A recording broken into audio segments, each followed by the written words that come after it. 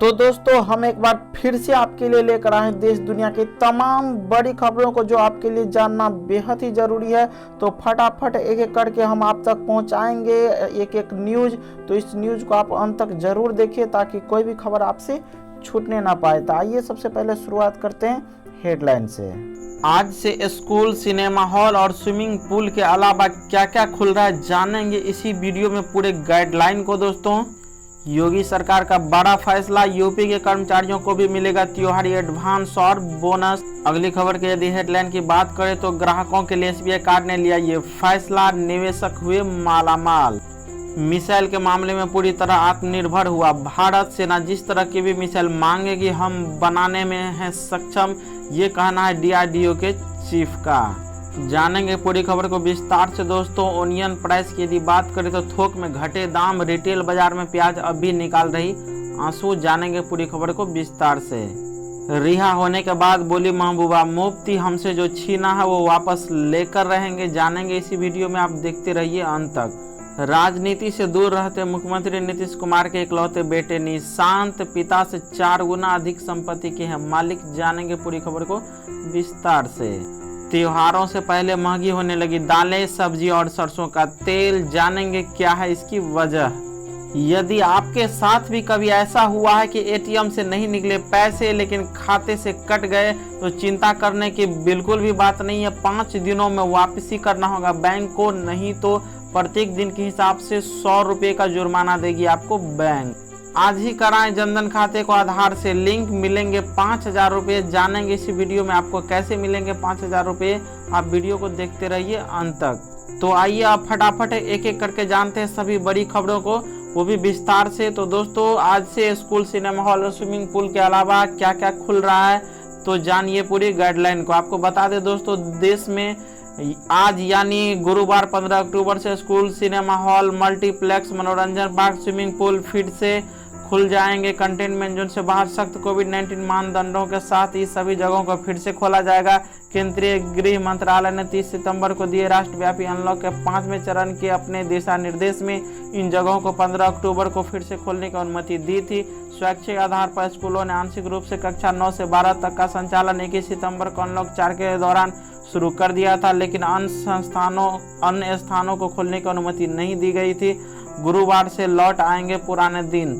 School के बारे में आपको बताएं दोस्तों तो केंद्र ने स्कूलों के चरणवार फिर से खोलने की मंजूरी दे दी है, लेकिन अंतिम निर्णय राज्य सरकारों द्वारा लिया जाएगा। जबकि दिल्ली और महाराष्ट्र सहित अधिकांश राज्यों ने अभी तक स्कूल को फिर से खोलने का फैसला नहीं किया है। पंजाब और उत्तर प्रदेश जैसे अन्य राज्यों ने स्कूल को फिर से खोलने की घोषणा की है। पंजाब में 15 अक्टूबर और उत्तर प्रदेश में 19 अक्टूबर से स्कूल को खोला जाएगा। योगी सरकार का बड़ा फैसला, यूपी के कर्मचारियों को भी मिलेगा त्योहारी एडवांस और बोनस। आपको बता दें दोस्तों कि मुख्यमंत्री योगी आदित्यनाथ ने केंद्र सरकार की तरह प्रदेश के कर्मचारियों को भी त्योहारी एडवांस देने का ऐलान किया। उन्होंने वित्त विभाग को योजना तैयार करने के निर्देश दे दिए हैं। वहीं वित्त मंत्री सुरेश खन्ना ने दिवाली का बोनस भी समय पर देने का स्पष्ट संकेत किया है। वित्त मंत्री ने बताया कि केंद्र द्वारा घोषित योजना का अध्ययन किया जा रहा है। सीएम से विचार विमर्श कर जल्दी ही निर्णय ले लिया जाएगा। गौरतलब है कि केंद्र ने अपने कर्मचारियों को आकाश यात्रा रियायत के बदले नकदी वाउचर और खरीदारी के लिए 10,000 रुपये अग्रिम देने का ऐलान किया है। दिवाली बोनस के सवाल पर उन्होंने कहा कि कर्मचारियों को परंपरागत तौर पर जो भी लाभ मिलता रहा है सरकार उसे देगी। कोरोना आपदा के बीच प्रदेश की वित्तीय स्थिति सुधर रही है। पिछले वर्ष के अगस्त के मुकाबले इस वर्ष अगस्त में 600 करोड़ और सितंबर के मुकाबले इस वर्ष सितंबर में 890 करोड़ रुपए अधिक राजस्व प्राप्त हुआ है। ग्राहकों के लिए एसबीआई कार्ड ने लिया ये फैसला, निवेशक हुए मालामाल। आपको बता दें दोस्तों त्योहारी सीजन की शुरुआत होने वाली है। इसे देखते हुए अलग अलग सेक्टर में कंपनी ऑफर्स दे रही है।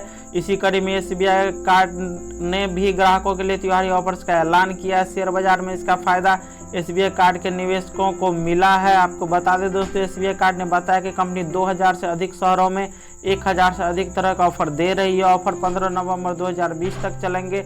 ये ऑफर खुदरा दुकानदारों से लेकर ऑनलाइन खरीदारी तक उपलब्ध रहेंगे। आपको बता दें कार्ड की मदद से ग्राहक देश भर में 1.3 लाख से अधिक दुकानों पर आसान किस्तों में खरीदारी कर सकते हैं। एसबीआई कार्ड के मुताबिक इससे हर श्रेणी के ग्राहकों को कार्ड के उपयोग पर लाभ मिलेगा। एसबीआई कार्ड के offers Amazon, Brand Factory, Fab India समेत कई प्लेटफॉर्म पर मिल रहे हैं।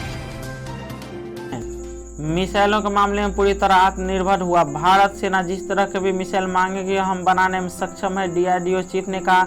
आपको बता दें दोस्तों, डीआरडीओ वैज्ञानिक लगातार अलग अलग तरह के सिस्टम पर रिसर्च कर रहे हैं जिनका अब तक आयात होता रहा है। हमारे वैज्ञानिक अब देसी सिस्टम बनाने का प्रयास कर रहे हैं। रेड्डी ने कहा कि डीआरडीओ ने देसी कंपनियों में पूरी तरह तैयार और 108 आइटम सेना को मुहैया कराए हैं।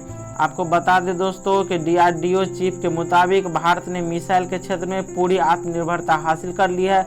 अब भारतीय सेना जिस तरह के भी मिसाइल मांगेगी उसे देश में ही बना लिया जाएगा, ये कहना है रेड्डी जी का। आगे उन्होंने कहा है कि कई प्राइवेट कंपनियां भी रक्षा उपकरण बनाने में हाई लेवल की कैपेसिटी हासिल कर ली है। आजकल आपको पता ही है दोस्तों कि प्याज का रेट काफ़ी हाई हो गया है, लेकिन थोक में घट गए हैं दाम।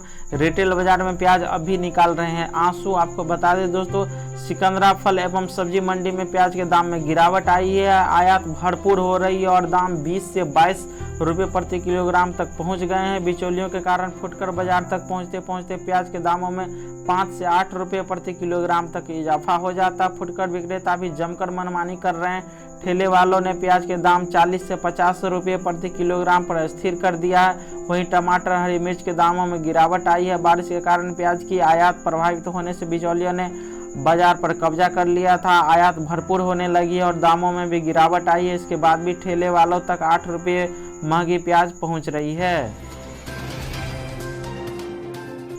रिहा होने के बाद बोली महबूबा मुफ्ती, हमसे जो छीना है वो वापस लेकर रहेंगे। आपको बता दें दोस्तों, जम्मू कश्मीर के पूर्व मुख्यमंत्री महबूबा मुफ्ती 14 महीनों बाद रिहा हो गई है। जम्मू कश्मीर सरकार के प्रवक्ता रोहित कंसल ने मंगलवार को यह जानकारी दी थी। उन्होंने बताया था कि पूर्व सीएम महबूबा मुफ्ती को रिहा किया जा रहा है। मुफ्ती को पिछले साल 4 अगस्त को उस समय नजरबंद कर दिया था जब केंद्र सरकार ने जम्मू कश्मीर राज्य को 2 भागों में बांटने के साथ ही उसका विशेष दर्जा छीन लिया था। रिहा होने के बाद पूर्व मुख्यमंत्री ने कहा, अब हमें याद रखना है कि दिल्ली दरबार ने 5 अगस्त को अवैध और अलोकतांत्रिक तरीके से हमसे क्या लिया था, हमें वो वापस चाहिए। राजनीति से दूर रहते मुख्यमंत्री नीतीश कुमार के इकलौते बेटे निशांत पिता से 4 गुना अधिक संपत्ति के हैं मालिक। आपको बता दें दोस्तों, राजनीति में वंशवाद और परिवार जैसे शब्द तो काफ़ी लंबे समय से चले आ रहे हैं। वहीं करीब हर नेता यह ख्वाहिश रखता है कि उनका बेटा भी गद्दी को संभाले। जैसा कि उसको पता है कि बिहार में चुनाव का समय काफ़ी पास आ रहा है। इस बीच बिहार में लालू प्रसाद यादव और रामविलास पासवान की अगली पीढ़ी तो चुनावी मैदान के लिए तैयार है। आपको बता दें दोस्तों कि इसी बीच लोगों के जहन में ये सवाल भी उठ रहा है कि वर्तमान मुख्यमंत्री नीतीश कुमार के इकलौते बेटे निशांत कुमार राजनीति में कदम कब रखेंगे।